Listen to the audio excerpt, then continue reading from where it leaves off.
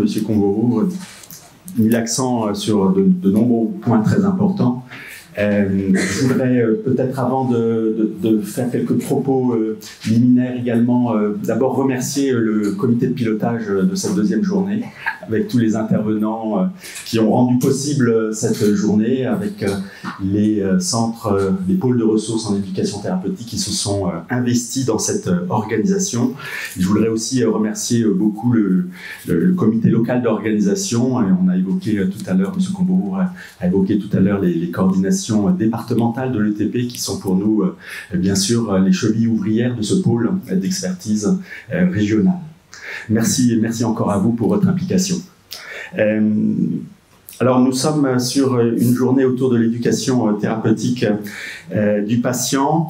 Vous le savez, l'éducation thérapeutique du patient rime avec la notion d'accompagnement, et si je reprenais une définition qui était dans un rapport intitulé Cap Santé en 2015, dirigé par Christian Saout, il nous rappelait que l'accompagnement à l'autonomie en santé met en œuvre des actions d'information, d'éducation, de conseil et de soutien destinées à toute personne ou à son entourage éprouvant une vulnérabilité en santé, dans une visée de renforcement de ses capacités à opérer ses propres choix pour la préservation ou l'amélioration de la santé.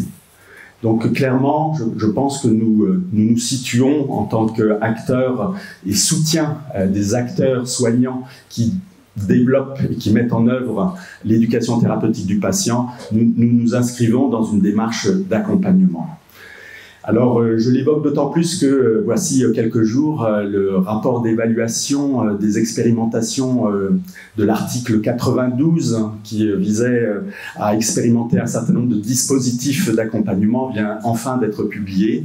Et je pense que sa lecture pourra nous inspirer également.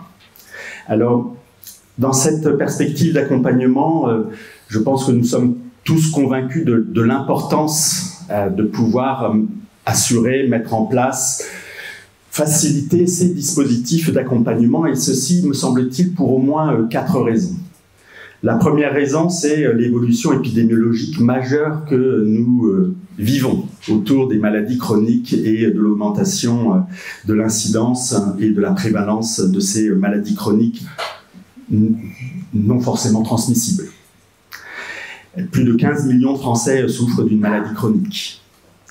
Le deuxième point qui me semble aussi important, c'est que nos concitoyens, les usagers, les habitants de nos territoires veulent mener leur vie comme ils l'entendent.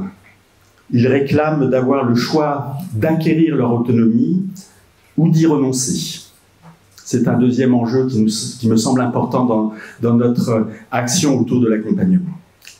Un troisième élément qui me semble important, c'est qu'en faisant acte ou en favorisant cet accompagnement, nous renforçons le lien social. Et Dieu sait que nous en avons besoin. L'accompagnement vient remédier à des formes de déliaison sociale. Et cette déliaison sociale, d'une part, contredit la recherche d'une société inclusive, que nous appelons, je pense, de notre vœu. Et cette déliaison sociale aussi a un certain coût économique. Donc l'accompagnement que nous mettons en avant s'inscrit dans une socialisation par l'expérience, plutôt que dans une socialisation par la transmission, donc plutôt par l'expérience. Et puis, peut-être, dernier enjeu, ça m'est difficile de ne pas l'évoquer, surtout dans notre région, mais comme dans plein d'autres régions, les inégalités sociales et territoriales de santé qui se creusent. Les obstacles à l'accès aux soins ne sont pas que financiers, bien sûr. Les finances jouent, bien sûr, beaucoup, mais les obstacles ne sont pas que financiers. Ils résultent aussi du niveau d'éducation, des conditions de vie sociale et même des expériences de soins des personnes. Alors, on se rappelle, bien sûr, les lois de 2002, qui ont consacré l'usager et le patient comme des acteurs à part entière de leur santé et des prises en charge et accompagnements qu'elles nécessitent. Et nous nous inscrivons clairement dans cette démarche et dans cette perspective. Pour terminer ces quelques propos, je voudrais m'appuyer sur les travaux d'un auteur, Maëla Paul, sur la question de l'accompagnement. Pour Maëla Paul, il y a 3 traditions à l'origine de 3 modèles de l'accompagnement qui peuvent être identifiés et isolés.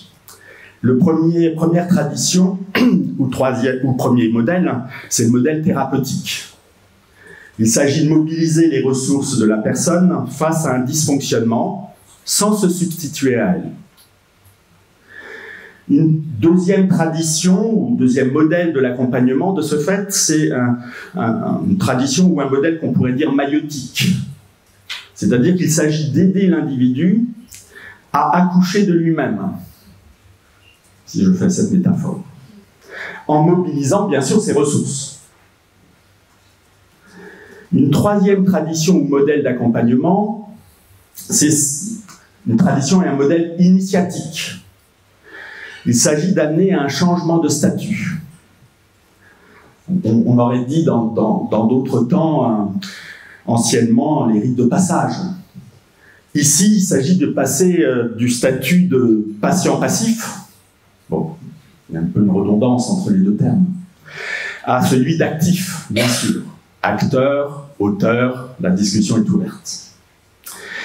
Quoi qu'il en soit, les dispositifs, relations et démarches d'accompagnement, quelle que soit la tradition dans laquelle on se situe, ou que l'on mélange, ou que l'on articule, ces dispositifs, relations et démarches d'accompagnement mis en œuvre dans le champ de la santé déterminent pour une part les dynamiques d'émancipation, de pouvoir d'agir, de capacité, de soins au sens du care. Je pense que la journée que nous allons partager aujourd'hui va être riche d'échanges, a pour objectif de mutualiser nos ressources et outils pour mieux accompagner les équipes. Et cette démarche que nous avons collectivement, elle vise à nous rappeler que nous avons certes des savoirs académiques, mais que nous avons aussi des savoirs d'expérience en termes professionnels, que nous avons besoin de les partager pour améliorer nos pratiques. Je rejoins les propos de M. Jean-Christophe Comoroux tout à l'heure, et que cet échange autour de nos savoirs, de nos compétences, nous dit aussi que ces dispositifs d'accompagnement ou d'éducation thérapeutique, ça ne s'invente pas, ce n'est pas intuitif, ça nécessite des compétences, ça nécessite de la rigueur, ça nécessite de la professionnalisation. Et je remercie encore une fois les pouvoirs publics de leur soutien dans cette démarche-là, parce que nous serions en difficulté si nous n'avions pas ce soutien. Ces savoirs d'expérience des professionnels de santé, si nous les partageons aujourd'hui, c'est bien sûr pour laisser toute sa place au savoir d'expérience des patients. Je vous remercie pour votre attention sur ces quelques propos liminaires.